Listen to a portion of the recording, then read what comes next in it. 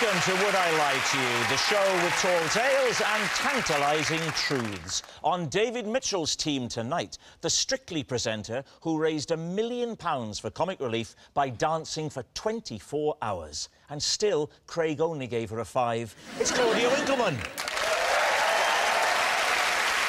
And a comedian and actor who once starred in a comedy drama as a character called Cheese. I love the way he matured over the series. It's Gus Khan. And on Lee Mack's team tonight, an actor and comedian who used to be a teacher. He has many fond memories of his school years, mainly between July and September. It's Greg Davis. And a history presenter who is an expert on the War of the Roses. Now, I know some people don't like the coffee creams, but going to war is a bit much. It's Lucy Worsley. We begin with round one, Home Truths, where our panellists read out a statement from the card in front of them. To make things harder, they've never seen the card before. They've no idea what they'll be faced with. It's up to the opposing team to sort the fact from the fiction. Greg, you're first up tonight. While on a camping holiday in France, I invented a game my family and I couldn't stop playing. We call this game Milky Cow. David's team. Well, to explain the rules of Milky Cow.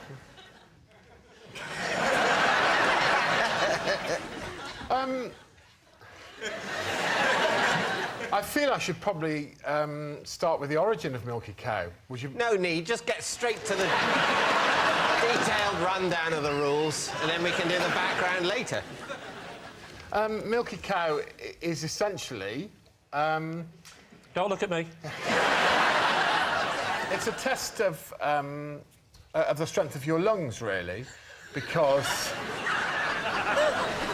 a player in Milky Cow would breathe in as deeply as they can and then breathe out whilst constantly saying the phrase Milky Cow. Mm-hmm. If you stop, then you're out. This is working, right? Yes, yes. So it's the person who continually says Milky Cow for the longest is the winner. Right. So if let's say, imagine we're your family camping. We weren't camping. We were in a hotel, Claudia, but carry on. If you want to revert back to your car... Hey, hang on. Yes, refer back to your card for a moment. Oh, we were camping. You might want to keep that face up. First rule of Would I Lie to You, always keep the card face up. I would say that Milky Cow was played for many summers. And it was played in hotels and camping. It was the origins, actually. We were in a sort of chalet in a mobile home. Can we play Milky Cow? Absolutely, let's play it. So go on. You're not going to ask me, so I'm going to tell you the origins because it's relevant. My sister saw a lady on the same chalet area in the south of France. Yeah. And she was a perfectly normal-looking girl, but my sister said, "Look at that Milky Cow." And when we all looked at her, she had quite bovine features. Every day we saw her, and Milky Cow became exaggerated every time we saw her. So the first time we saw her, my sister went, "Look at that Milky Cow." We all went, "Oh." And maybe on the third or fourth day... Yeah. My sister just naturally went, Milky Cow. And then we all started driving past her and going, Milky Cow. And as the days went on, it became Milky Cow. Eventually... God, I've been on this show for 5 minutes, I already feel insane. Eventually, it became a test of who could say the longest. Right. So, do you want to... Of course. Play? Well, you say that it's addictive, so I imagine if I start now, I'm off. Yeah. All right. Maybe we'll stop playing Would I Lie to You. It'll be like a footnote in the history of the incredibly successful television programme Milky Cow. For the first 11 or 12 series, it was another game called Would I Lie to You? What's the point in all those lies and truths? Let's just all go Milky Cow for hours and hours and hours because it turns out to be the most entertaining and addictive thing you can imagine, and heroin sales will go through the floor.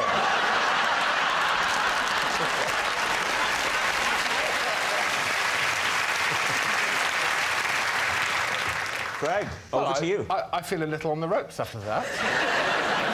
Ready? OK. 3, 2, 1, breathe in.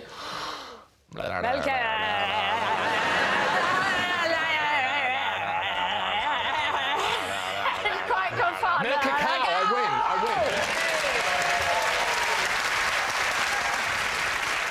win. We're agreed, then, that Milky Cow is a brilliant game. Awesome. The question is, was it invented several years ago in the south of France, or was it invented a few minutes ago here? You think it might be true? Well, I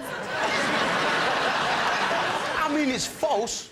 Most deaf. You're chatting, bro, but I think you developed an amazing game on the spot. So, I mean, if there's half a point for that, I don't know how it worked, but yeah. There are no bonuses for product development.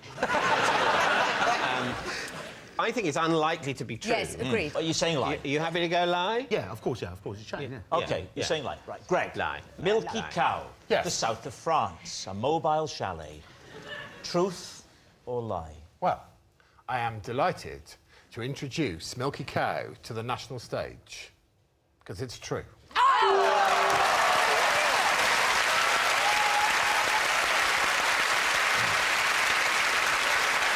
Yes. Yes. Rejoice, it is true. Greg did invent a family game called Milky Cow. Dear me. Guz, you're next. When I worked in a school, I locked another teacher in a cupboard to teach him a lesson. What did you teach? Humanities? Humanities? I thought you were going to say humans, then. Humanities. What age were the kids? I'm checking out your teaching credentials before we get to the other bit of the story. Yeah, all good. Secondary school kids. Secondary school? Yeah, and where in the country was this? In the West Midlands. West Midlands, right, OK.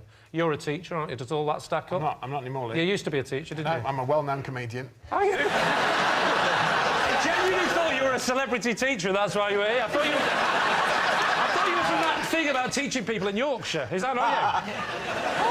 Where did you do your teaching degree? Never mind that. Where'd you do your comedy gigs?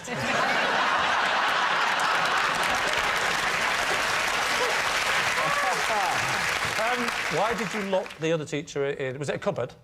Yeah, it was the humanities cupboard, yeah. Why did you lock him in there? Me and him had beef on site. Had beef on what? On site. Is that a sandwich? No.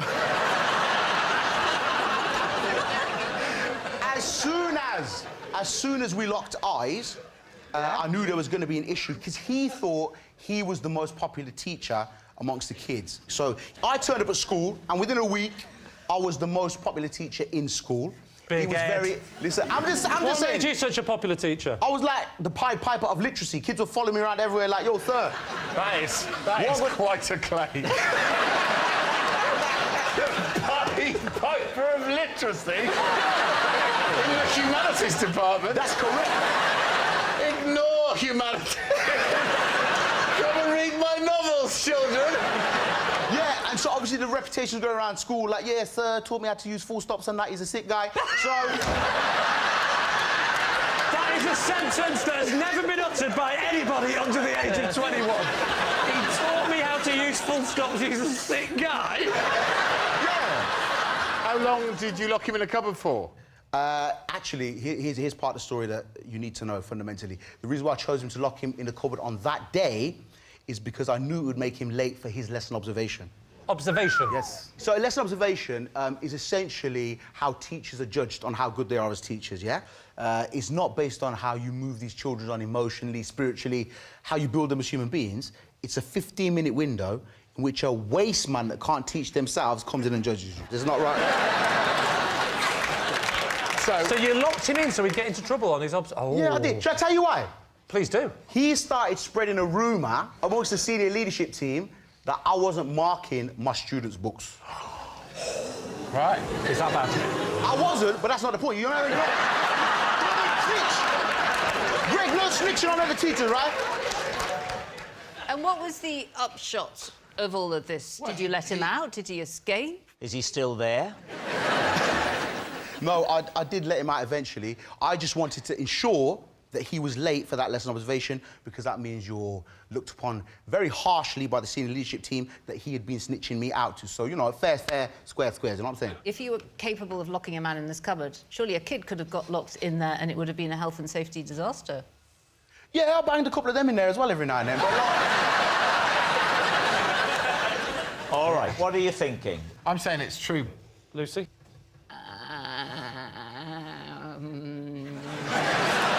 Do you need rebooting? I'm going to say it's a lie. Are you?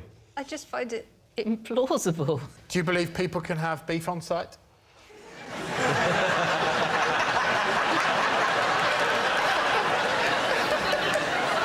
I'm persuadable. I don't feel so strongly about it.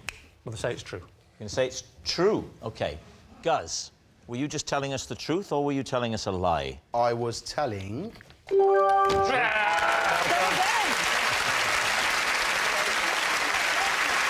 Our next round is called This Is My, where we bring on a mystery guest who has a close connection to one of our panellists. Now, this week, each of David's team will claim it's them that has the genuine connection to the guest. It's up to Lee's team to spot who is telling the truth. So please welcome this week's special guest, Lumbu.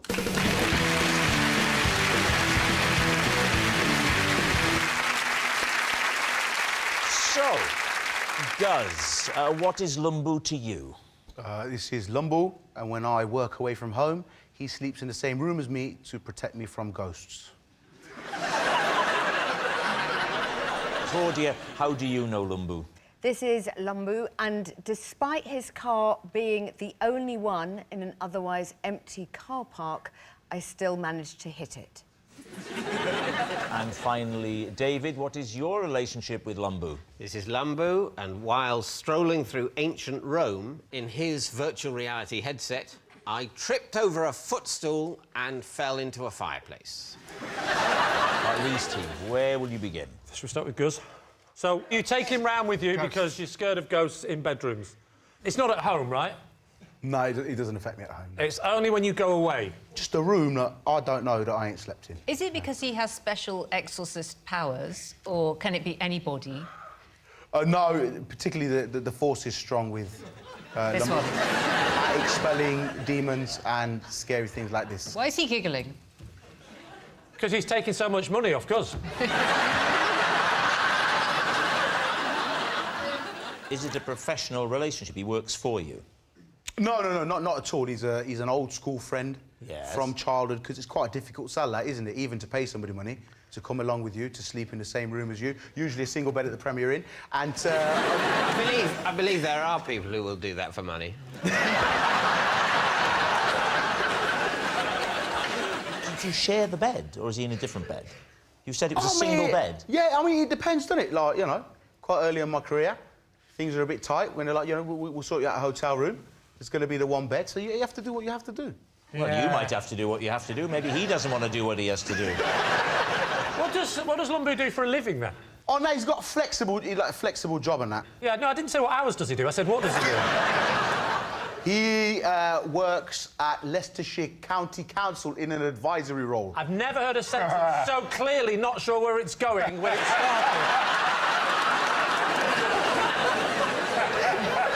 I mean, he's blubbing out. You really stretch out. He works in... You're not scared of ghosts at home? You're only scared of ghosts away from home? That's correct. It's a childhood phobia, yeah, ghosts, and I was dealing with it quite well until... What's that show that Holly Willoughby does and Keys with the grey hair? Oh, This morning. You know Philip Schofield? He's not a ghost, you know that, do you? He just went grey very early, Philip. Yeah. So they had a guest on, and she said she was happily engaged to her fiancé until they moved into a new house, and she started spending time in the spare bedroom alone, and she was communicated with by a spirit. And essentially, it rekindled my fear, because essentially she ended the story live on telly, saying that it had gone to a point now where she and the ghost were like... Oh, no. So, like... Driving a clown car together? Yeah. Have you ever encountered a ghost? No, but this is why it comes along, because I ain't ready to, like... You've never seen a ghost? Yeah, I ain't ready for, like, staying in Norfolk in a weird B&B and, like, the spirit of Sheila's like, hello, darling. I ain't ready for that. I don't play in the supernatural games, brother. Have you tricked a friend into spending nights with you in a single bed by pretending you're scared of ghosts? I mean, that's a whole different show, but, you know... All right, who do you want to move on to? Someone who's telling the truth. Claudia. Hello. Remind us, Claude, of what it was. OK, well, my local supermarket's gone 24 hours. I went there quite early in the morning, and his car was the only one in the car park, and it was an empty car park, and he was coming out with a trolley, and I managed to hit his car. I did say sorry a million times. So he was parked, you were arriving. But, why did you choose a place to park that was so near him? Well, A, it sounds too weird. I'm not telling the truth. What's B? No. I just thought that's where you line up the cars. I thought when the other cars, I didn't want my car to be lonely. I don't know. I was panicked by choice. I wouldn't say it was hit. I think we agreed on that they kissed. We swapped information. I said I was so sorry. I was mortified. And how did Lumbu react to this? Did he say, why did you park so close to me? He was confused. I'm speaking for him, but he did come out going... Well, that's far more animated than he's been for the last 5 minutes. I'm beginning to think he's a ghost. Did he recognise you? No, I've never been recognised. Maybe on... Never in my life. I don't think Strictly's on telly. Sometimes I sing the theme tune on the tube. Da, da, da, da, da. Nobody looks up. What supermarket was it? Sainsbury's. I'd had you down as Waitrose. My local Waitrose does not have a car park. You can look that up. I will. OK. What about David's story? It's not really in the spirit of the game, but I'm happy to dismiss David's story immediately without any questioning whatsoever. I can't remember. What was your story? It was nonsense about a virtual reality headset. Oh, yes, yeah. It was Come on, you should know by now. I was walking through ancient Rome in Lumbu's virtual reality headset. And But do you mean it was his personally? It belonged to the company he works for. And what company does he work for? He works for a company that does virtual reality headsets. His firm is launching a sort of virtual reality go round ancient Rome and other places in the past. Right. And they're interested in me providing an instructive and informative voiceover to the... You tripped on what? a footstool. A footstool, and landed in a... Fireplace. So you landed in your own fireplace? Sorry. I landed the footstool and the fireplace, for clarity, existed in this realm. In this, the non-virtual reality. Oh, sorry, in your living room? Exactly, yes. So you fell into your own fireplace? I did, yeah. And how long had you walked before you tripped? I'd been exploring ancient Rome for probably 2 or 3 minutes. What, all in your living room? Yeah, well, the thing is... How big is your palace?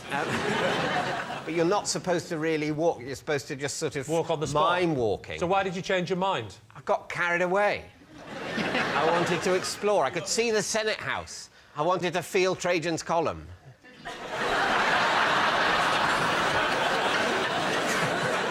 Well, hang on. Let's imagine now that you had got the gig. Give us the sort of narrative that we might enjoy. I popped on the headset. Right, OK. OK, I'm impressed by what I'm seeing. Here I go, look. Here I go. I've got it on. I'm walking. Don't walk, Rob, on the spot. He's warned you about this. On the spot. OK.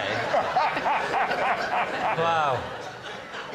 I can't believe you get any acting jobs. Now, I'm hearing nothing, so I'm not happy with it. Well, you're asking me to improvise informative things about Rome, and Yes. I can't. You're a historian.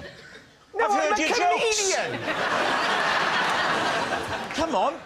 All right, the Rome's Forum was... The first records of Rome's Forum You're not going to date make from... slip-ups like that, are you? What? I'm expecting a far more professional outfit.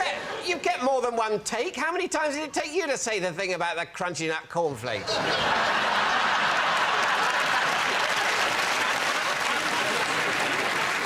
This is Rome's Forum. The first records of Rome's Forum date from, I don't know, 400 BC. Oh, I'm looking for accuracy with this, please. That's the person that's writing the script. He'd have a whole script. He'd be in a voiceover booth. Hang on. Claudia Winkleman.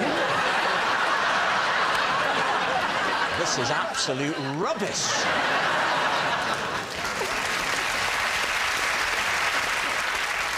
So why did you not end up doing the job? I'm going to do the job. Oh, you're doing it? Yeah. I don't think so after that. All right. We need an answer. Is Lumbu Guz's fearless friend with the ghosts, Claudia's dented driver in the car park, or David's virtual visitor?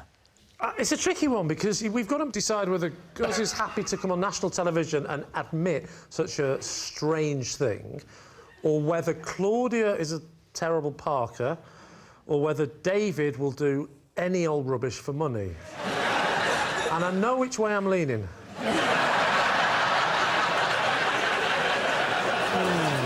What do we think, Lucy? Well, not the ghosts. Not the ghost. No. We're ruling that out. Yeah. They're all terribly unbelievable, but I think Claudia's might be the least unbelievable. I don't believe that there's any fear of ghosts. I think it's Claudia. I think Claudia bumped too. into his car. OK, let's go with Claudia. You're going to say it's Claudia. OK. Lumbu, would you please reveal your true identity? So I'm Lambu. I sleep in the same room as Guz to protect my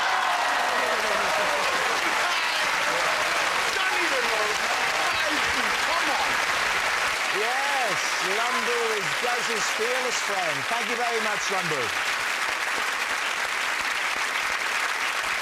Which brings us to our final round, quick-fire lies, and we start with... It's Lee. Ahead of a forthcoming beach holiday, I've been practising my snorkelling in the bath. Last week, I managed to stay under for the entirety of the Archers. David's team. Lie.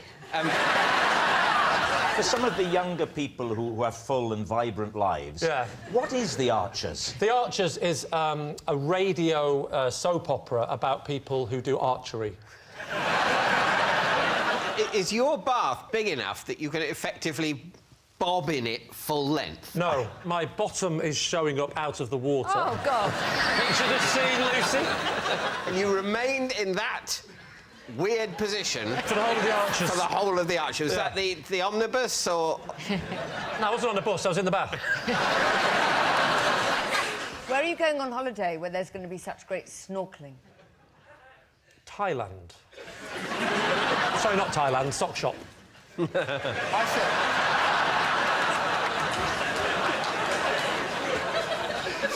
You've got your head in the water with your Correct. arms by your side, your bum in the air for 10 minutes. 10 minutes. What good does that do? But it makes you... It helps you practice not panicking with your head under the water. You're pushing your head down under the surface of the I've water. I've got about that much water in the bath and my head's not... Wow. What? What do you mean, that Big much? bath. That's a big bath. I'm surprised you can get your bum out of the water at that depth. Oh, no, I've got knee pads. Right. Big, thick knee pads, because it can get very uncomfortable, that. You could put a little stool. Yeah, no, I tried that, but my wife said I've got to stop doing that.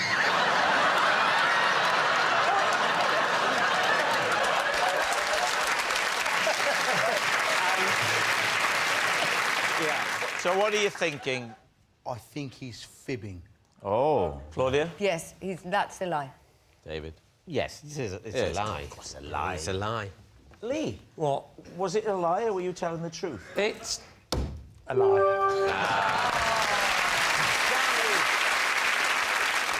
Next. It's Lucy. Once, while trying to bring history to life, I reduced a child to tears. David's team. OK. How did you reduce the child to tears? Well, it's quite a long story. I was... Well, at least you're rattling through it.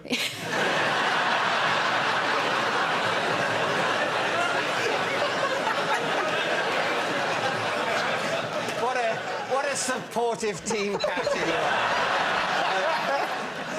Don't be bullied by him, Lucy.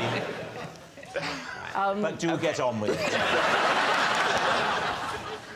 We were in Birmingham making a history documentary about chamber pots. And we were in little houses where working people had lived in the 19th century. And I was in bed with my chamber pot and... What? I'm assuming this is for, as it were, a scene in the documentary. Yes, this yes, wasn't yes. the accommodation for the... That's right.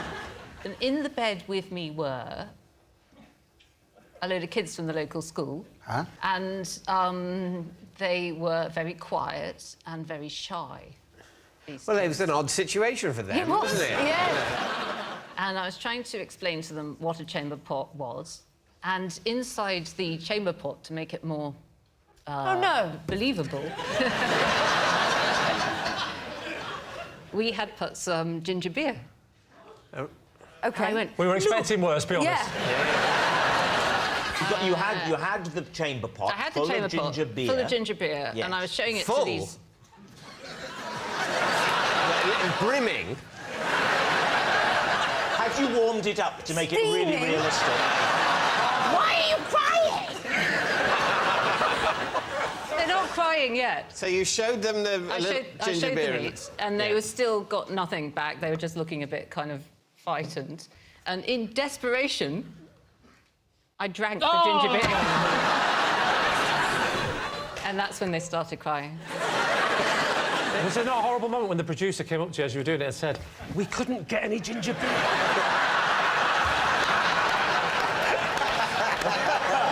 How many children were there in the bed? 7 or 8, and they all started crying and had to be All taken of them away. started to cry. They had Well, to of be taken away course by they their did. chaperone. A woman had just drunk 5 pints of wee in front of them. I drank it purely to get a reaction. So they're sobbing. Yeah. You're quite windy after drinking 5 pints. You're like, "Ugh, sorry, gang." I love it's You know, become fact that it was 5 pints. You damn It would be quite a slow process. Essentially, more than a yard of ginger beer. What was the name of the programme? Chamber Pots - A Closer Look. It was called If Walls Could Talk, An Intimate History of Your Home. Oh, damn, I missed it. True. You see, that's... I think that's true. that You came said out you very s- fast. Yeah, early on, this was a history of the chamber pot, which doesn't sound plausible, but the chamber pot was one of the elements of the 19th century home. That's more plausible. All right, what are you thinking? I'm not happy sure. to say true, and if it's a lie, so be it. Yes, And exactly. I can live with that. Yeah. Yeah, let's do that. You're going to do say that. true. We're going to say true, and when it turns out to be a lie, we can live with We'll it. all be fine.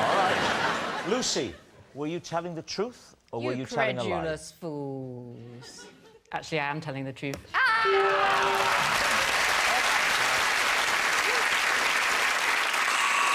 And that noise signals time is up. It's the end of the show. And I can reveal that David's team have won by 3 points to 2. Thanks for watching. We'll see you next time. Good night. If you haven't met Connor and Jock, you've been missing out. BBC Three, it's The Young Offenders, streaming now on iPlayer. Channel hop over to BBC Two now to see Dara O'Brien, Hugh Dennis and Comedy Chums mock the week.